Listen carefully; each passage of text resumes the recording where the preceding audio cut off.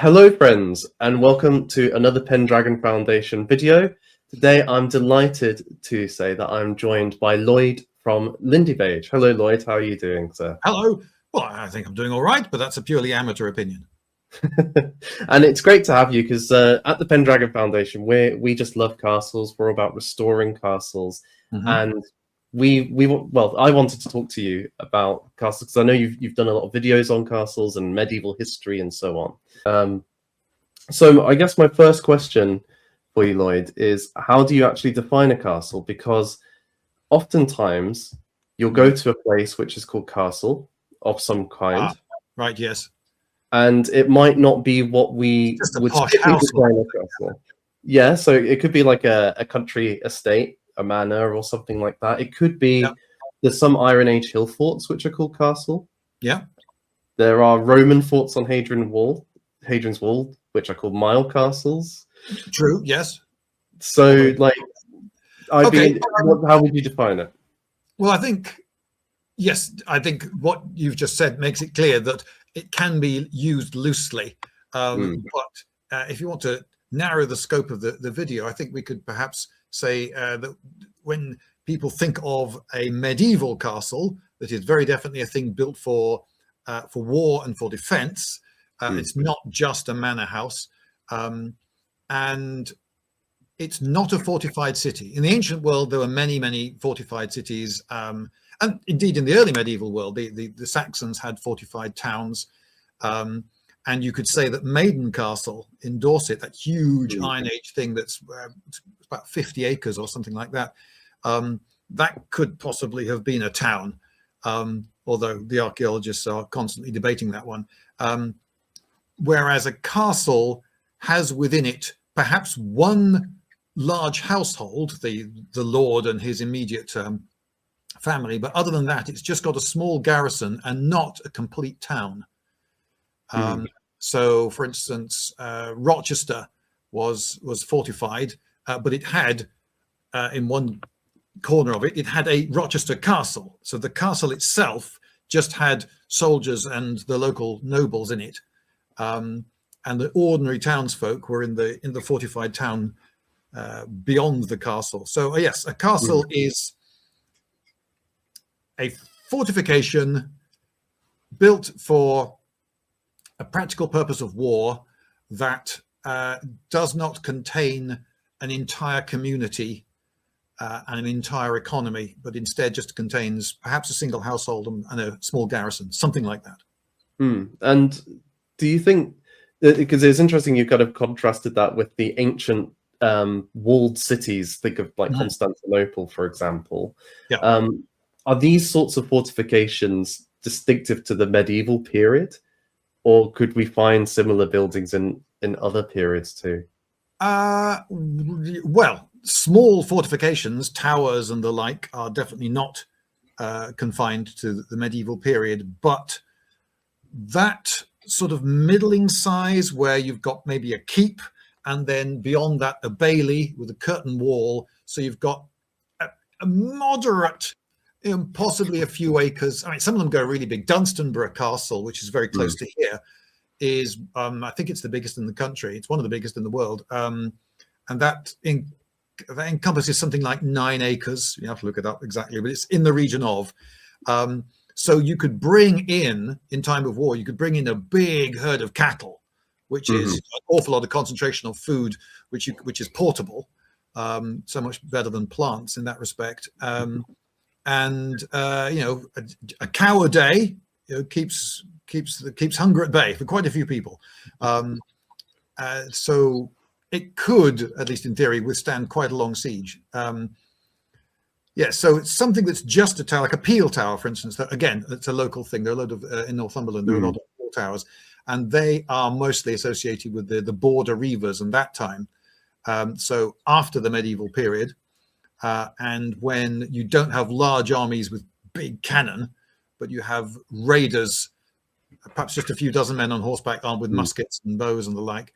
And so one tower can keep you reasonably safe for long enough.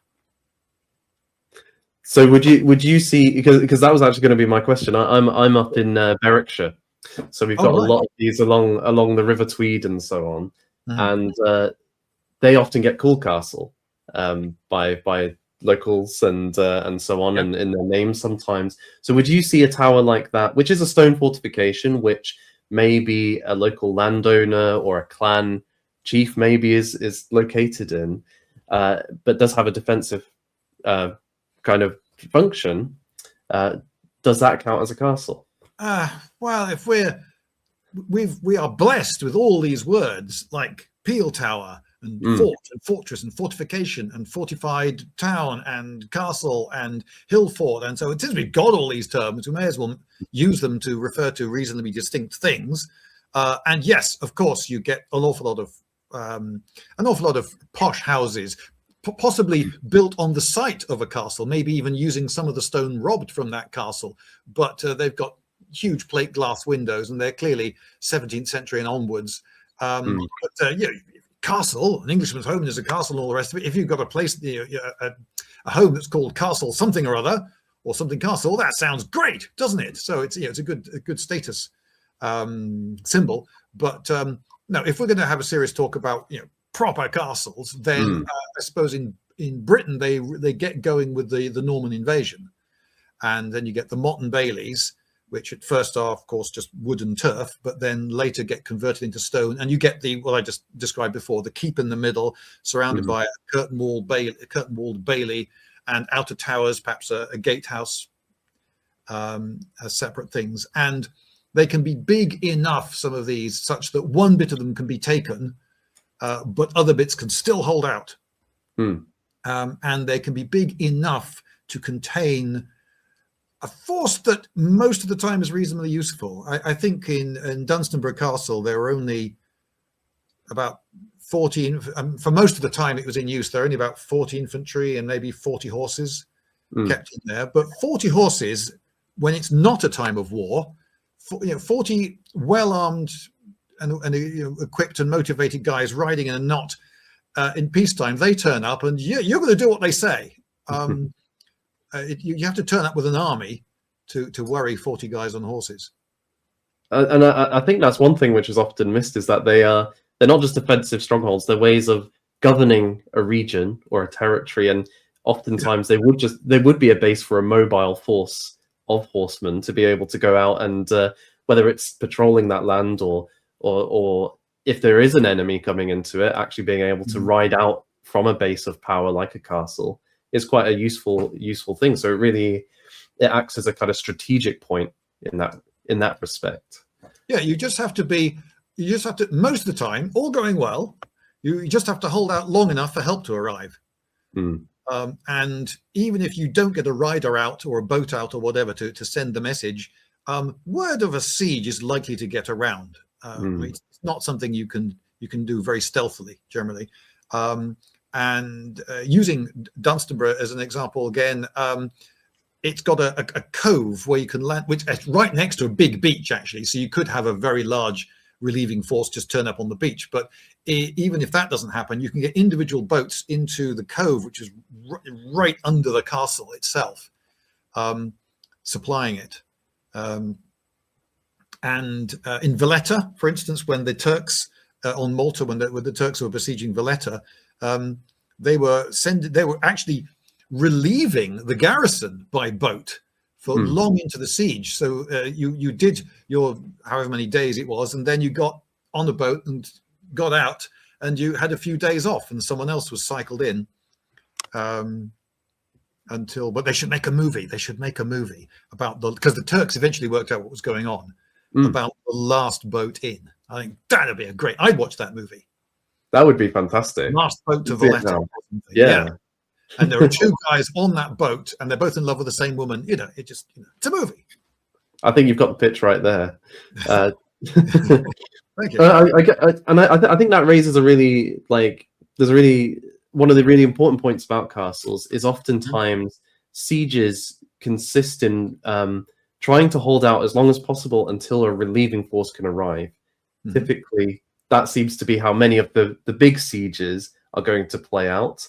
And so in terms of castle design, you're really trying to make, it seems kind of obvious, but there's the rationale of we need to make this as difficult as possible for as long as possible, so that somebody can arrive, because you're unlikely to.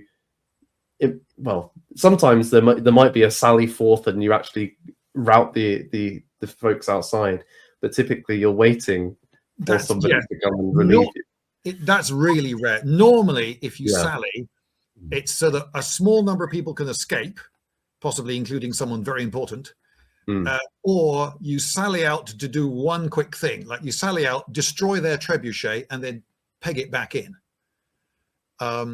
If there's a force in the castle that's big enough and strong enough to just sally out and actually take on the army that's out there, then why did you bother with the castle in the first place? You could well argue. I think a useful way of defining a fortification is it's a device that enables a small number of men to defend against a large number of men. And probably the most famous example in England is Corfe Castle, although there are even more amazing ones. But Corfe Castle was held famously by 6 men and 1 woman against an army armed with cannon, even, because that happened during the English Civil War. And they held out for, can you remember? It was a fair amount of time. It was a very long time. Yeah. Yeah, it was an impressive time. Yes, they attacked, the dastardly Roundheads attacked when the Lord of the Castle was away. They had to improvise.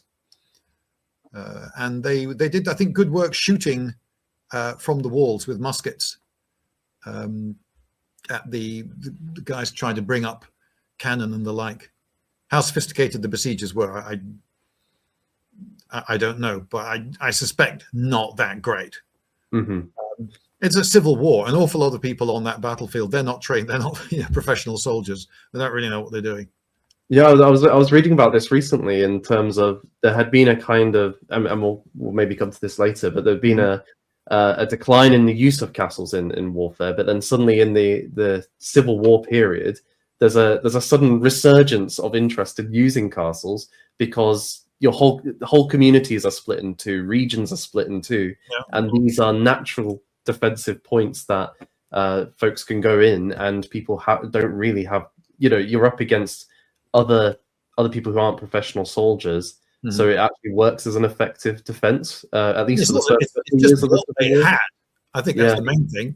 Plus, it's the land was still divided up into the same units of parishes and nobles and counties and the like, and so they were still focal points. And almost all castles are sited somewhere significant that dominates a road, a river, a harbour, a pass through a mountain, something like that. So those points are still going to be strategic.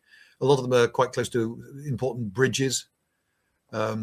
So if they were strategic in the medieval period, they're probably still going to be strategic even when the people have got cannon. And there weren't that many cannon in the world. A lot of cannon were on ships. I used to know this, something like 1 English ship of the line in your first rater in the Napoleonic period had something like more cannon than the whole of the Grande Armée. There were an awful lot of big cannon on a ship. But if you were far inland, there weren't the armies didn't have that many cannon. And if there were an awful lot of castles, so maybe you're besieging a castle and you didn't get the cannon, or they sent you a couple of piffling little ones, which were fine for scattering grape shot at short range against infantry, but against a big wall, you can hardly scratch it. And I suppose kind of tying into that, logistically, they're not that easy to move around the country. Cannons, they're heavy. Big ones. They take. I remember Mons Meg, which was a huge Scottish cannon from James IV period. It needed like 30 oxen to pull it. Now oxen were smaller at that point, but it was still like a huge train of people just to move this cannon a couple of miles a day. So it slowed down the whole army as well. There's a film with Sophie Loren as the love interest, Cary Grant as an English officer, and rather hilariously, Frank Sinatra as a Spanish partisan.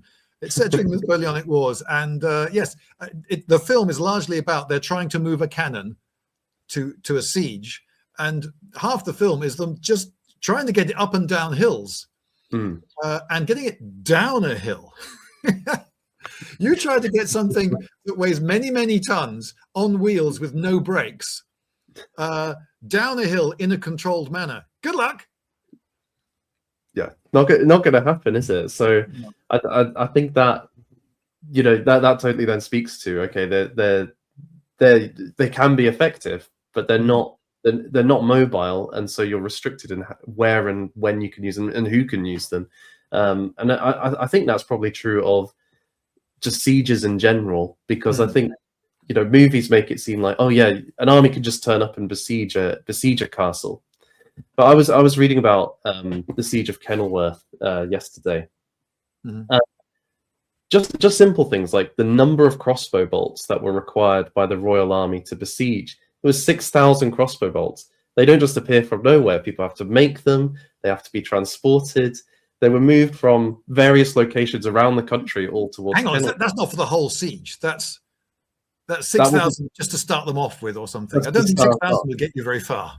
No, it was just to start off with. Right. And then, yeah, so, you know, they'll be bringing in more later in that siege and require, and really like commissioning whole kind of towns. Okay, your job is to provide this equipment for this siege right now. Yeah. And your craftsmen are going to be dedicated to that for the rest of the siege. So that's just like one instance of the logistical challenge of a huge siege. So it's not something you undertake lightly. Keeping an army in the field is extremely expensive, and that one way that you win is economically. You hold out for long enough for the besiegers to just run out of money, because paying possibly thousands, certainly hundreds of men constantly, and feeding them and equipping them and all the rest of it, day after day after day, and the masters who knew the really specialist stuff, like how to work a cannon, you know, the deviltry like that, they got paid loads more. And in Napoleon, on his campaigns, he had to go at, I mean, not personally, he commissioned other people to have a go at making trebuchets, and they failed. They're really difficult. If you don't know what you're doing, they're really difficult to make. You can't just, it's not just, oh, hang a big weight from a thing and a hinge and wait, no. Just getting bits of wood that are that long and can take the strain and are tapered just right, so that they don't weigh so much that the long arm is effectively a counterweight to the counterweight, but it's not so thin that it breaks, and etc. There are many problems. I've never myself built a trebuchet, but I understand from people who have that it's really difficult. And during my lifetime, I have followed many projects in which people have tried to make Greek style, Hellenistic style, torsion powered artillery, and failure after failure after failure. It's really difficult. And most of those, so far as we know, well, admittedly, I've gone outside the medieval context here, but most of those were not made during the war. They were made in peacetime, in advance. They were not something you could quickly knock up in the siege. They were made by specialists, and it took years. And so you had to have them ready in advance. And as I understand it, when these weren't transported in whole, they would have to be assembled at each location. As well, at least certainly some of the big ones, particularly, yes, they would have to be broken down into bits. I would imagine that if you've got people on the site who know what they're doing, the assembly thing is not too big a problem. If they've got a team and the right nuts and bolts and wedges and hammers and all the rest of it, then they can probably put it together reasonably quickly and competently. But yeah, that's if they've got everything ready. The ropes you need for torsion are very specialist ropes that are fiendishly difficult. Well, so fiendishly difficult to make that no one's really successfully made modern versions of them. They're supposedly made out of things like cow's neck tendons and hair, certain very specific fibers that are constantly aging. And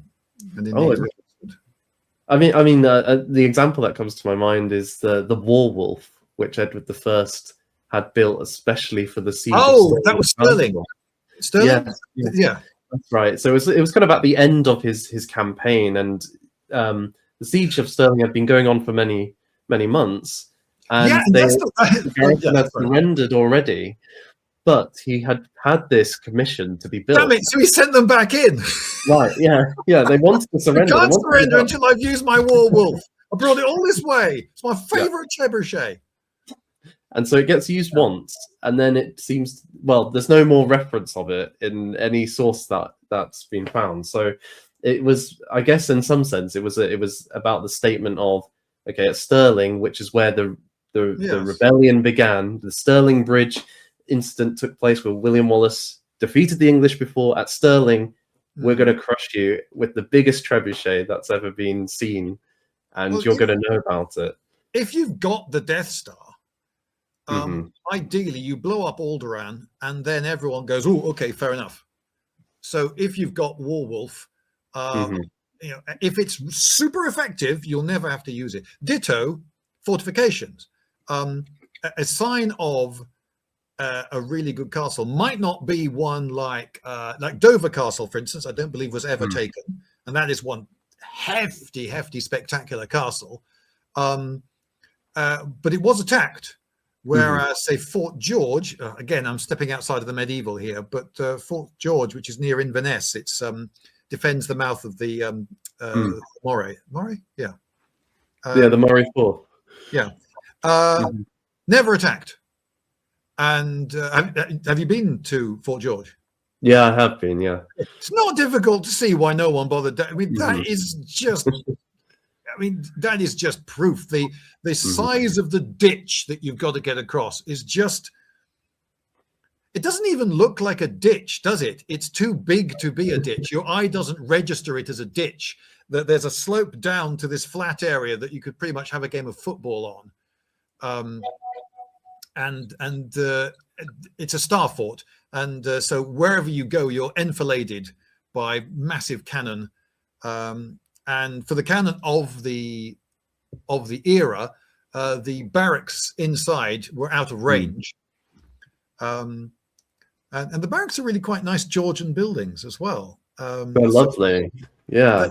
It's saying, why don't you be English? Look what nice houses we built. it's a sort of, it's soft and hard power mixed together. It's intimidation. It's so no one attacked that. And admittedly, I'd like to name a medieval castle that was never attacked. I'm sure there were plenty, but one isn't hurtling to mind. But that would be the sign of a very successful castle, is that one is never attacked. Although, talking about the function of a castle, they are somewhat dual purpose. I would imagine almost every castle could be described as something to defend the local populace, and something to keep the local populace in check. And almost, there's almost, without exception, I would have thought that would be the case. So the local police force is essentially the guys who will come out of that castle and sort you out if you don't do what they tell you, what the Lord tells you to do. And yeah, if you live in the shadow of a whopping great big castle, you may feel sort of safer from the outside forces, but you're also intimidated by what's in that castle. And I guess donjon is where we get the word dungeon from. And many castles would have been the site of courts and prisons, and I think even Oxford Castle remained a prison up until fairly recently, actually, as a prison in the UK. Some castles were later repurposed as prisons, but when they were operating as castles proper, they would have had what we think of as dungeons. These wouldn't have really been prisons. They're holding cells for people awaiting trial, or maybe a high status resident might be a prisoner in a tower somewhere, actually fairly comfortably looked after. but the idea of the prison as in loads and loads and loads of cells with, you know, a mass number of prisons. I think there tends to be later. Norwich Castle was turned into a prison. And when I first saw Norwich Castle, I can remember immediately with my trained eye, you see, you get an eye for these things after a while. I say, oh, yeah. That's not actually a proper medieval castle. That's some sort of Victorian folly. One of the reasons, because it's too big. I was wrong. They just built it on, it was a Norman keep I was looking at, and it was just built on such an epic scale that it doesn't look defensive, because it sort of wasn't. They've got the Normans have only, you know, in quite recent memory conquered Britain, or at least England, and they're definitely building these castles in order to keep the population down. And yet even then they're building castles like Norwich that have fake arrow slits, or arrow slits that are, well, you could use them, but it's really awkward because the space on the inside, there's really hardly anywhere for the archer to stand, and he's not careful, he's going to thwack his bow on the ceiling. But hey, from the outside it looks really intimidating, big. And there's a heavy emphasis even then on massive feasting halls. It was somewhere for the nobles to live it up and impress people, and also, I suppose, to some degree, to bring them on side. You know, you've got the carrot of, maybe if you're very good, we'll invite you to the castle. Won't that be nice? And then you could get a seat at the side table at first, but hey, you know, it's a table at the feast, and we're having dolphin and swan again. I hope you like dolphin. So yeah, I think that side of a castle is perhaps another thing which makes it different from a fortified town, because a fortified town, those walls are to defend the local populace. That's what they're for. At the castle, you have a fortified town with a castle in the corner of it. So, okay, we'll keep you all safe as long as you behave. I guess there was two castles came to my mind when you were talking. One is the Tower of London, and oftentimes it gets kind of missed off by in kind of common parlance as a castle, but it very much was a castle. Yes, and a palace. And a palace, and so it had that function of you know, very high status prisoners have been taken there and have been held there, but it was also used for possibly killed there as well. There was also but also as a status symbol of domination over the area. And I would say Carnarvon Castle is another great example of this in one of Edward I's Welsh castles. And actually, the stonework is, well, there's theories that it mimics Constantinople's stonework in terms of the banding, right? So those Roman horizontal, they're completely unnecessary for holding the castle up. Yeah, it's to give it the Roman look. And so then itself, it's tapping into the kind of legends of Magnus Maximus in Wales and fulfilling that kind of prophecy, but also, you know, these looming towers over the Welsh population are very much a message of, okay, the English are here and they're here to stay. It's not just a protective thing. And I suppose then, do you think that you mentioned the Normans earlier having that similar kind of function with the original Motte and Baileys? Do you think there's a point where the castle stops having that aspect for communities, or is it mainly, does that residue of ambivalence about it remain throughout? I think when castles are, if we stick to the medieval, when castles are castles, I don't think it ever completely goes away.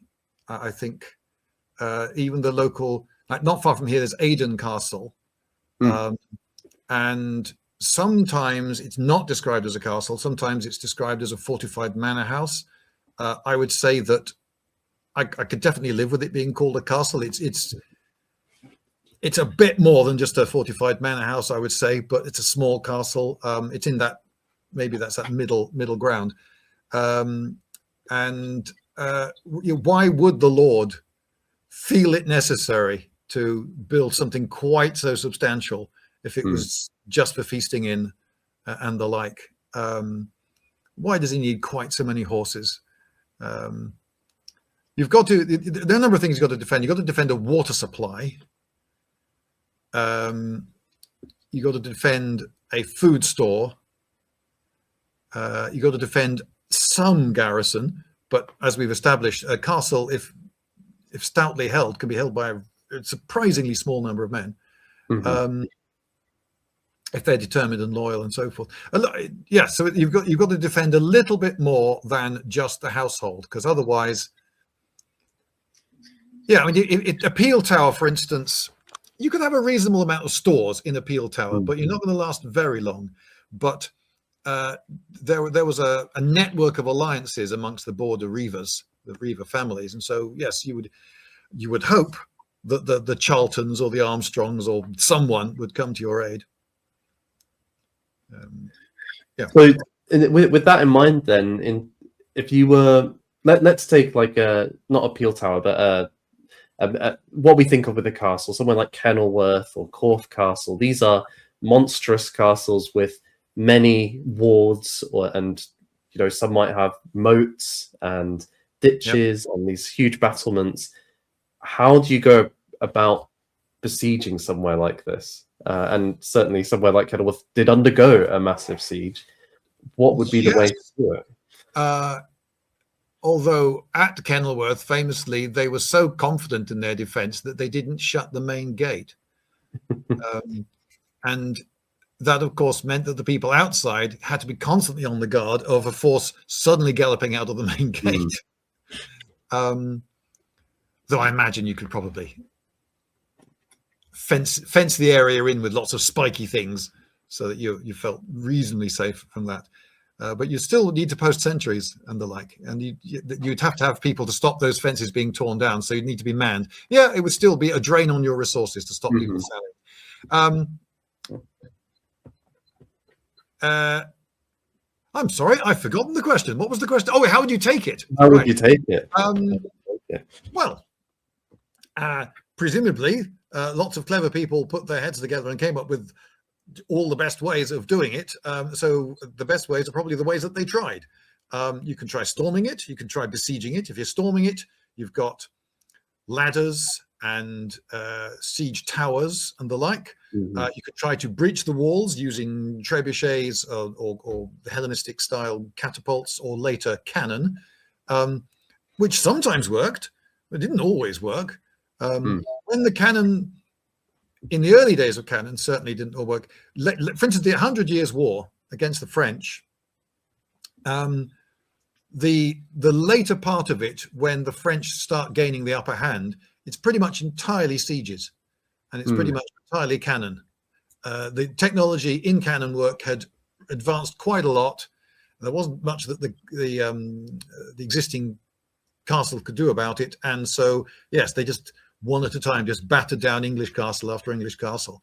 But yeah, trebuchets did fail, and trebuchets might fall victim to a relieving force or a sally, or fire arrows or the like.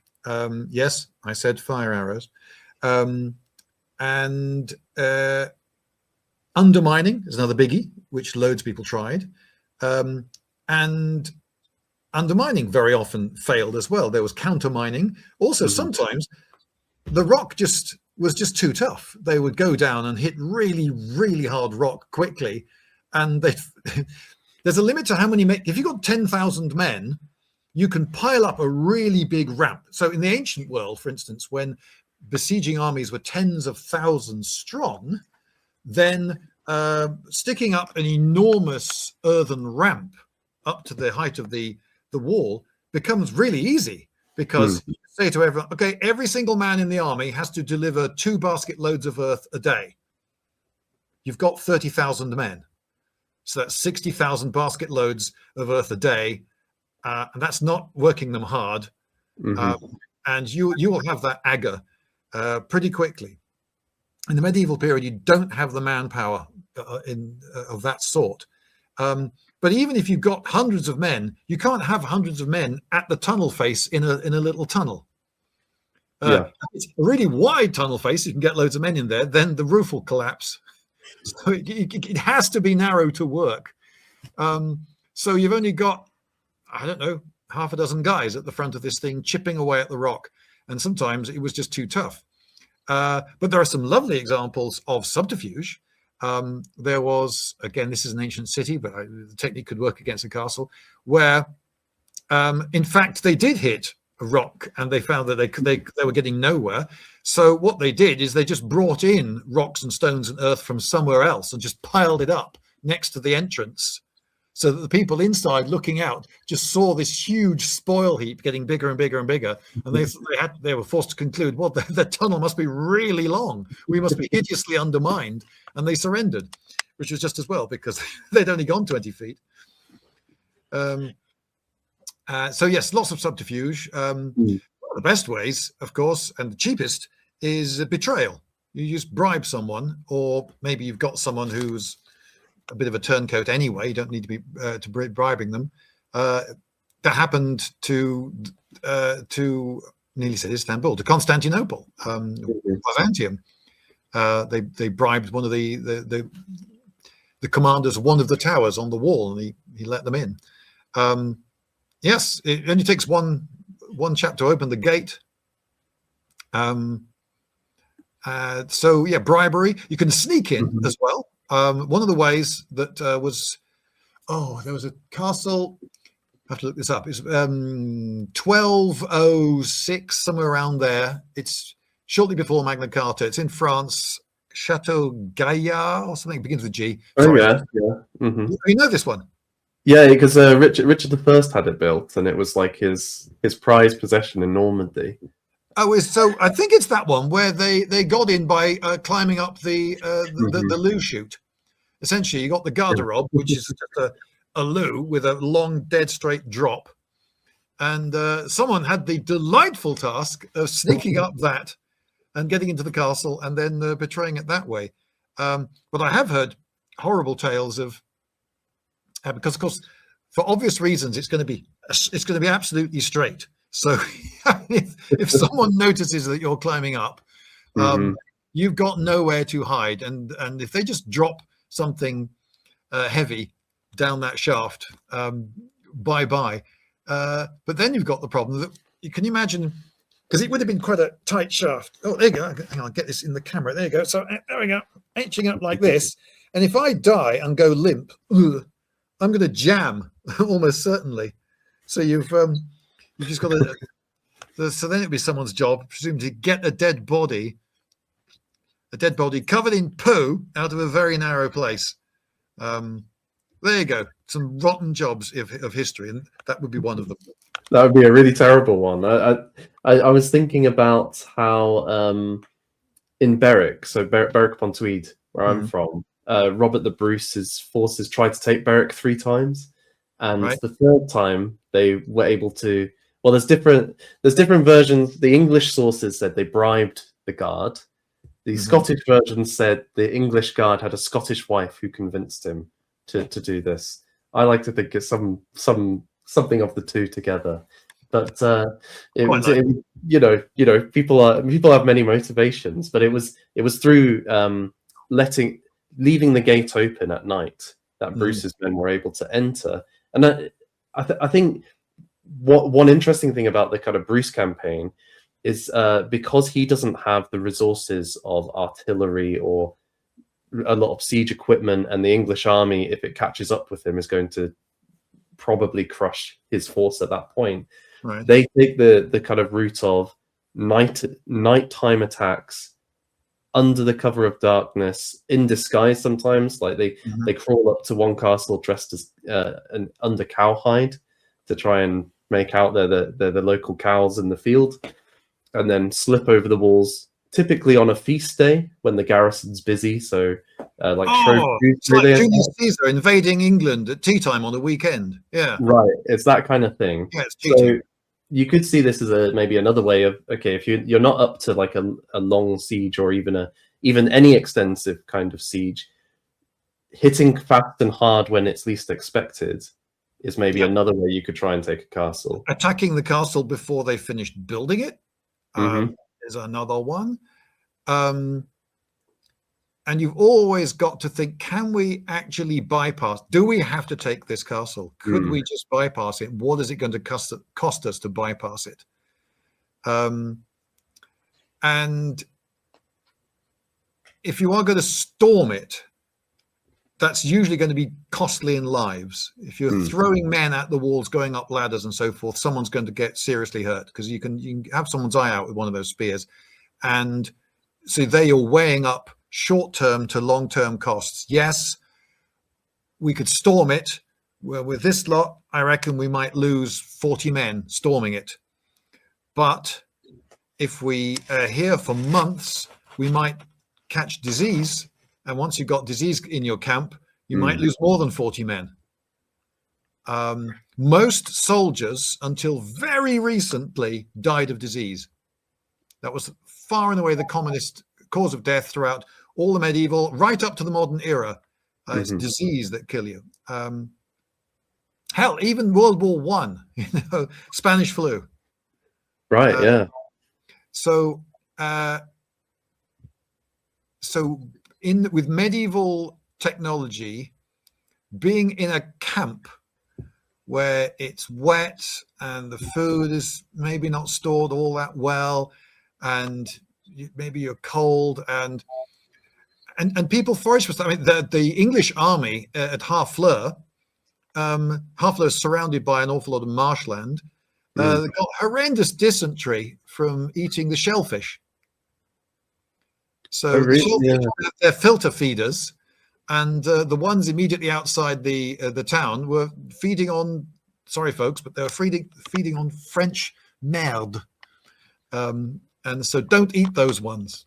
And some English people made that mistake. And at Agincourt, a lot of them were still, even at Agincourt, still suffering with dysentery.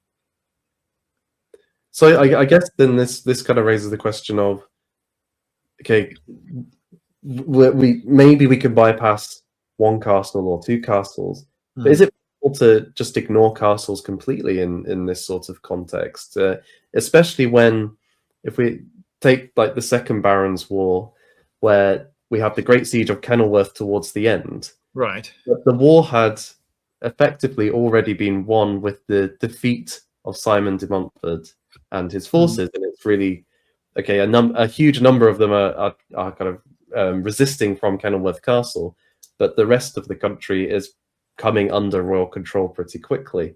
So is there a case then actually trying to force a pitched battle is maybe a more effective way of being decisively winning a war? Possibly, but pitched battles are always costly. Even the winning side, you're going to lose a lot of men. And what is the war objective? In most medieval wars, you've got to force the other side to surrender, and you've got to capture or kill the heirs to the throne, the pretenders to the throne, whoever the nobles on the other side. So if they're holding out in a castle, you have to get them, because if they're still alive and there's still people loyal to them, the war will carry on. So if that's, as is commonly the case, the war objective, then no, you can't bypass them. You've got to get him out or get him to capitulate. If it's built somewhere very strategic, then so a lot of them are, as we've mentioned, controlling harbors. And most supplies by sea in this period. The container lorry hasn't been invented yet, and carts can't carry very much, and they're slow and vulnerable.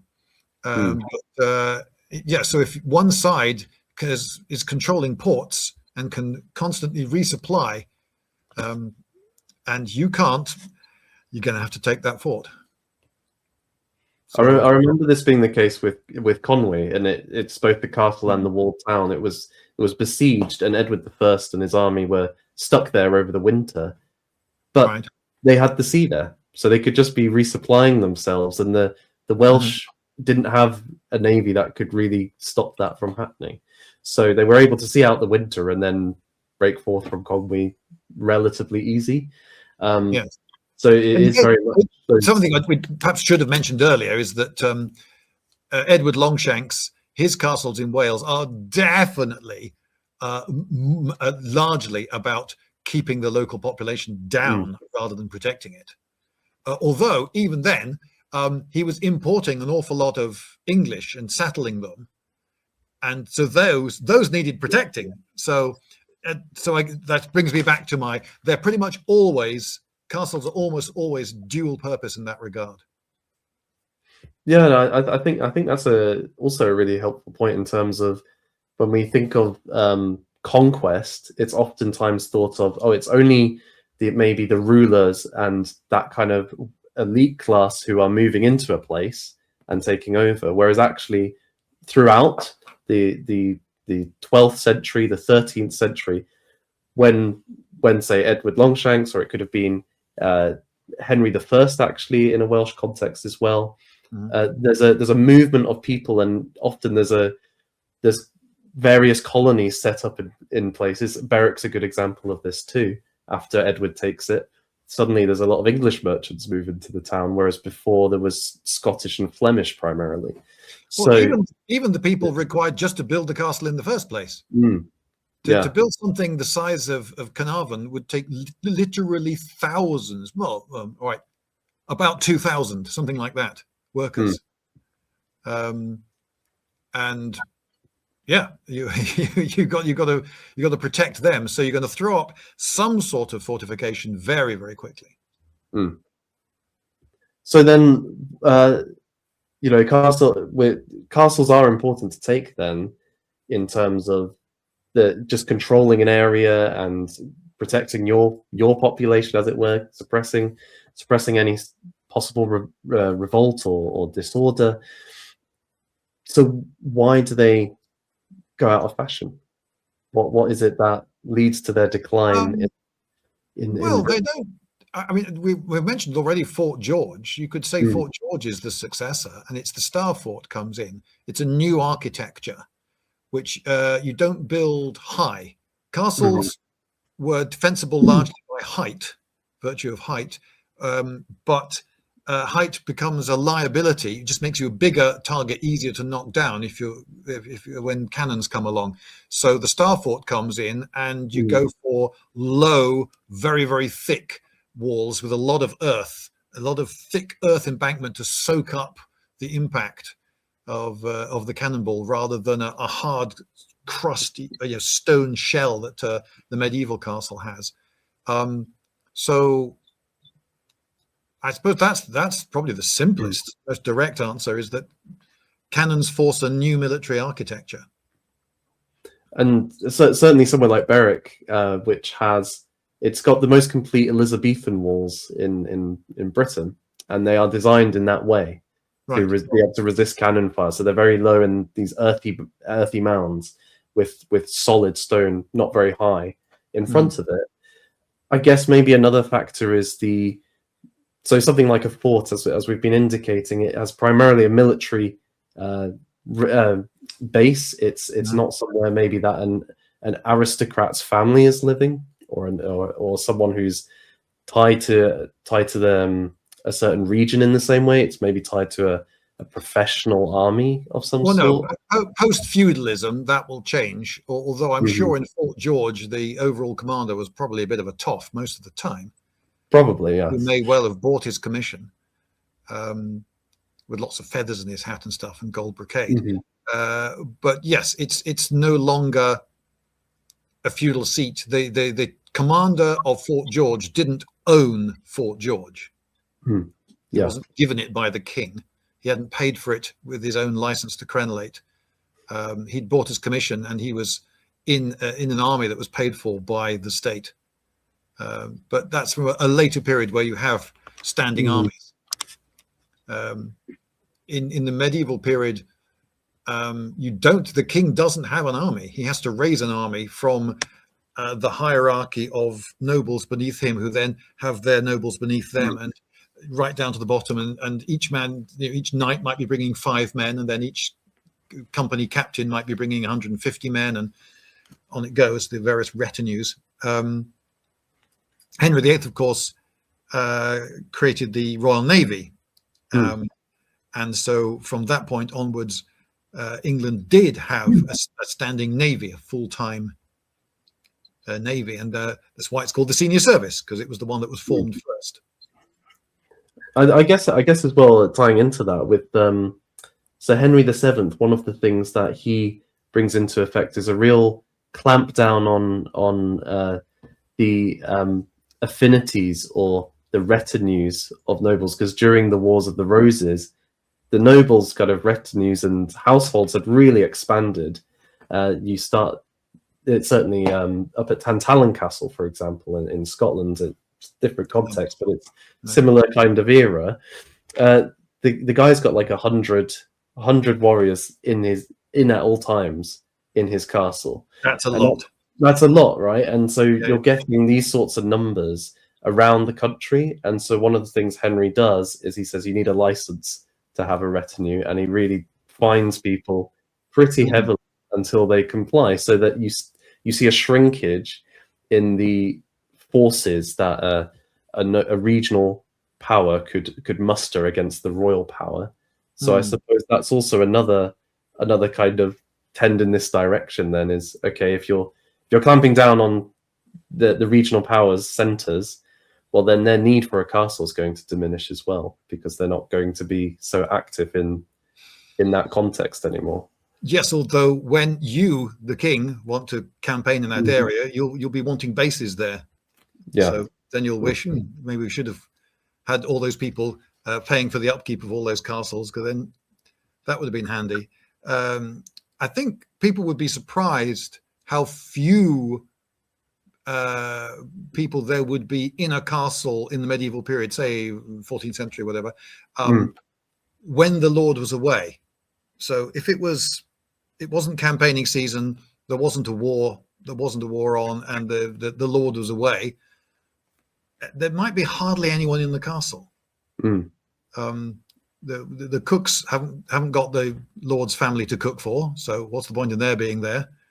The guards, what do? You stand on the battlements looking out. There's no war happening. What's going to happen? Maybe just the most boring job in the world.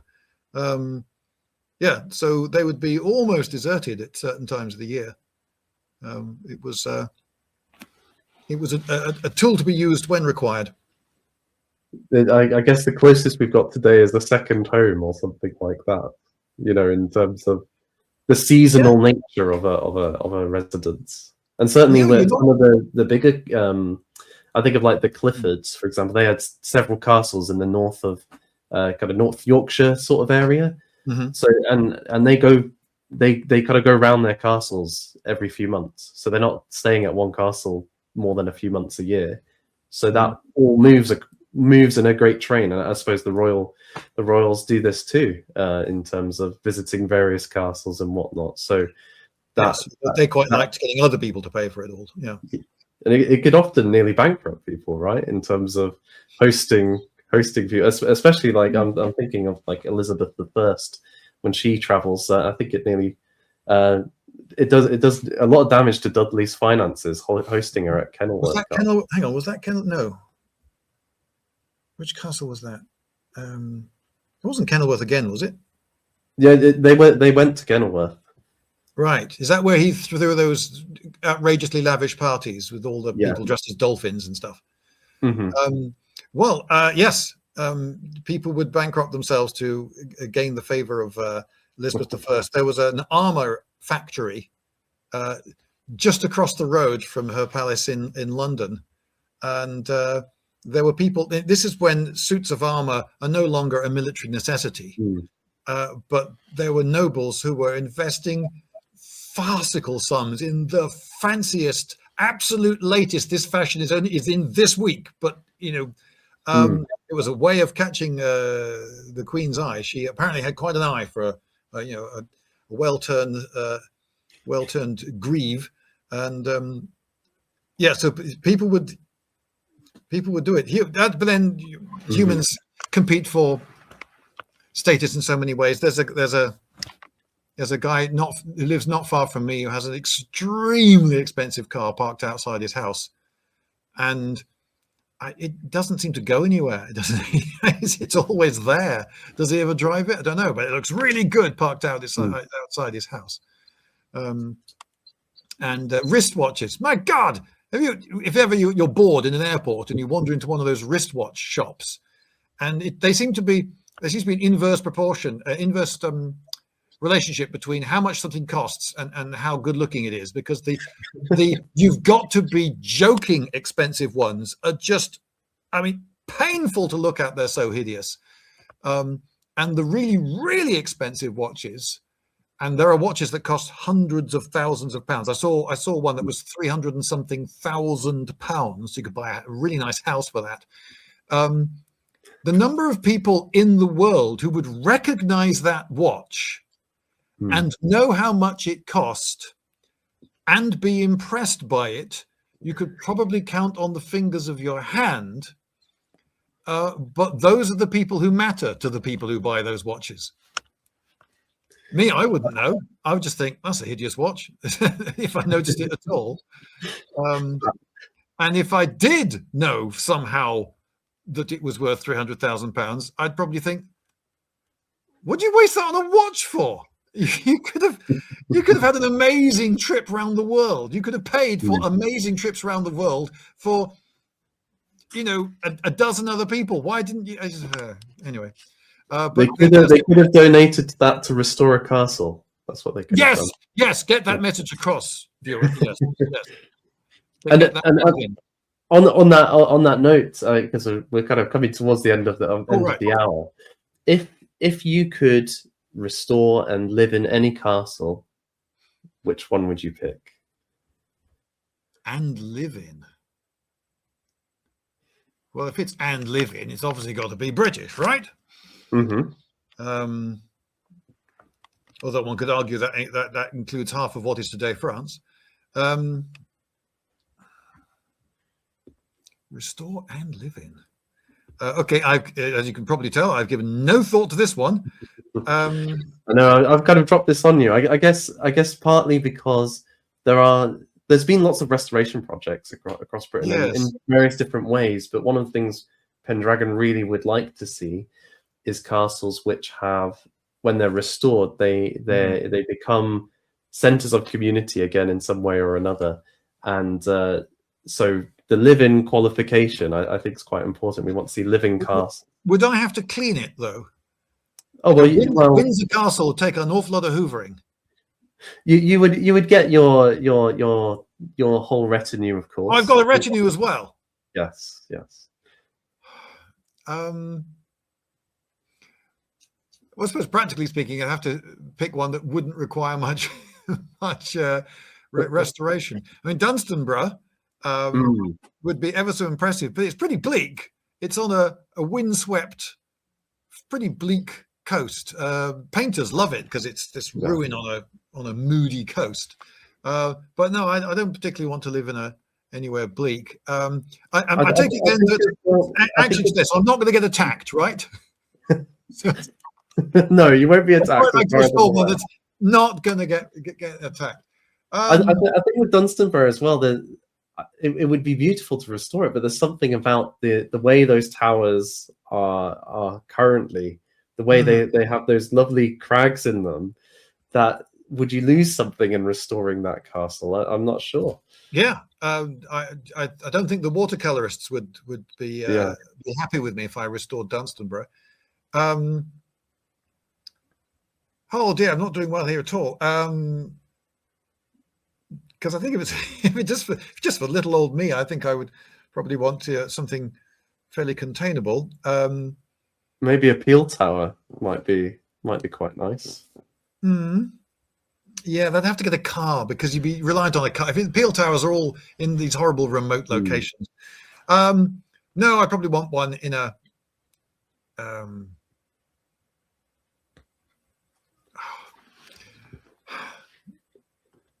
I live in Newcastle. It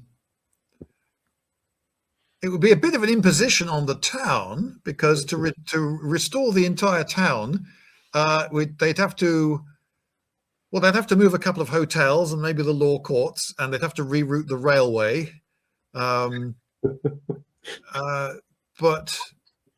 damn it, I'd have a hell of a view from my roof. If ever you visit Newcastle, by the way, dear viewer, and you want the best view. The view from the top of the keep is probably the best view of the town, even better than the view from the top of Gray's Monument. And it would definitely be big enough. And if we can reroute the railway around, it'd be very handy for the station. And of course, very handy for the river too. And thanks to the metro here, also quite handy for the airport. So there you go. You would have had a key we have to rename the castle, of course, the town, because the new castle that we have is the new castle, which was finished in 1180, if memory serves.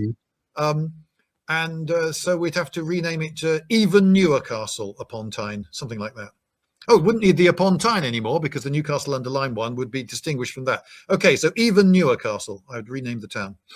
Even Newer Castle. I like it. And you're in a key strategic point there. That's what you're telling me. You've got all of these transport links. So if you ever did need to defend this castle, you would find good ways to resupply it, I'm sure. Yes, and up the East Coast Main Line from London, Peterborough, York, Leeds. Oh yes, we could get in reinforcements very, very, very quickly in case those Scots get uppity again. Now, how many times has Berwick, in your estimate, how many times has Berwick changed hands? Because there seems to be a lot of ways of counting it. Some people say, oh, it's changed hands 13 times. And you think, well, hang on. If they came in and spent one day just setting fire to stuff and then left again, is that the town changing hands? Or is that just the town being inconvenienced a bit? When they say 13, it is the control over the town has transferred from one monarch, the English monarch or the Scottish monarch, to the other one, as it were. So that's how they seem to be measuring it, and that is. But I think it doesn't quite reflect it, because, so for example, after William the Lion is defeated at the Battle of Alnwick, Berwick is split off from the south of the Tweed, which is a place called Tweedmouth now. Now, all of these places today are Berwick upon Tweed, but at that point, the river was the border, and so you actually had the English on the south and the Scottish on the north side. So, can we say that Berwick switched hands then, or it was more kind of divided as a place at that point? So and saying that a monarch has control. If I'm down in London with a medieval technology base, so it takes weeks to get to Berwick, and someone has gone in there for a day, they haven't put me in control. There's nothing I can do in a day. Sure. I won't even learn that it's happened until it's all over. And it's now back in the control of my rival monarch. I think you've got to hang on to it for if it's putting it in control of a monarch, you've got to hang on to it for long enough to get word to that monarch, and for the monarch can then to do something about it and then send forces all the way to it. So you've got to hang on to it for at least a few months. Absolutely, yeah. Yeah, I would agree with that. Yeah. And I would add, have the borough pay tax to you, or be on the way to paying tax to you, might be a good. Oh yes, that's proof that you're in control if you actually collect that tax. Yeah, that would be a good way. Just posting out the tax demands, that's not enough. Yeah, collecting tax, that would be the way to measure it. And so I would need to look back into that, but I think it would probably reduce the numbers substantially down. Yes, so either the king has to have time to send forces from where he is, having learned that it's changed hands, to then garrison the town with those forces sent, or I'll also allow slightly quicker. The taxes are sent to him, and he actually receives them.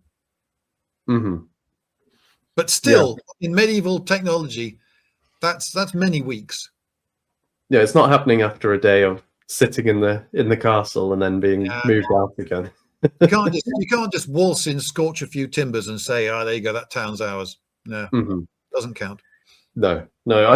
I think maybe the further qualification would be so there's periods where the town is taken but the castle isn't.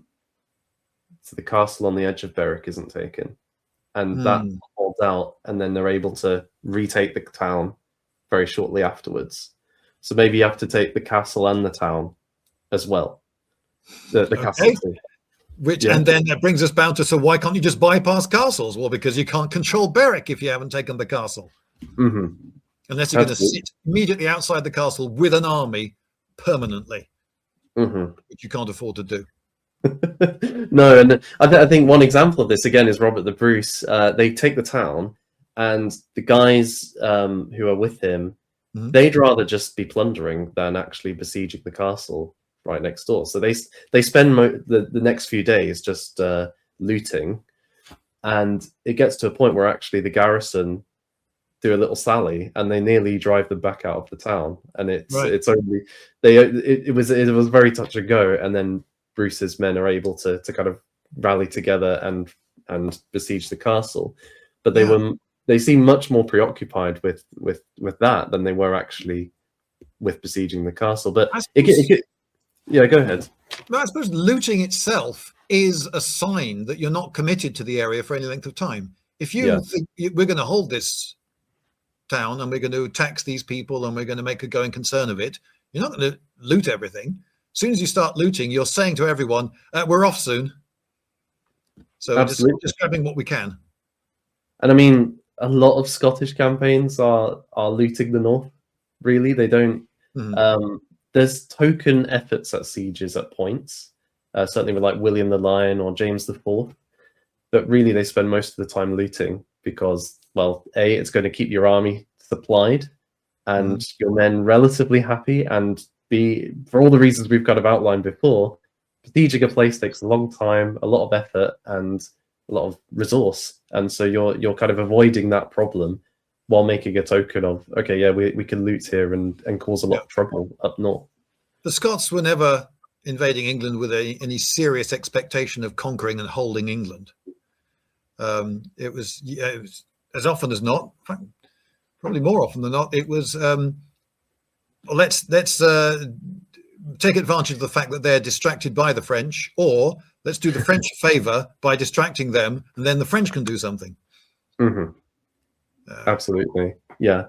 So, well, let's hope that when you take the very new castle and it is restored to your grand abode, that the Scots do not try and just do something while the French are doing something down south. I could put the National Bagpipe Museum back in it.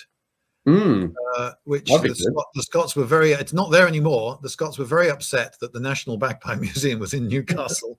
I can send out and bring back the National Bagpipe Museum to Newcastle because or something. As long as everyone promises not to actually play them, obviously. So it's just going to be a silent bagpipe museum. No bagpipe music allowed, but we'll have the museum. All right, you can play the Northumbrian pipes, the quiet ones. They're nice. Yeah, they're much more melodic, I think. Much more melodic. Is there anything you would like to promote or point people towards before the end of this video? There's my channel, Lindybeige. There's that. That'll do. Lindybeige. Everyone should go and check it out. There will be a link in the description. There will be down below. And also down below, a link to the Pendragon Foundation's website. So if you want to support us in restoring castles or get involved in some way, we've got a couple of trips to help restorations this summer. Please get in touch there. All that remains me to say is thank you so much, Lloyd. It's been a real pleasure to talk about castles. And thank you, dear viewer, for sticking with us and watching. And please leave your comments below. We'd love to hear your thoughts about castles and all that we've spoken about. Till next time, cheerio.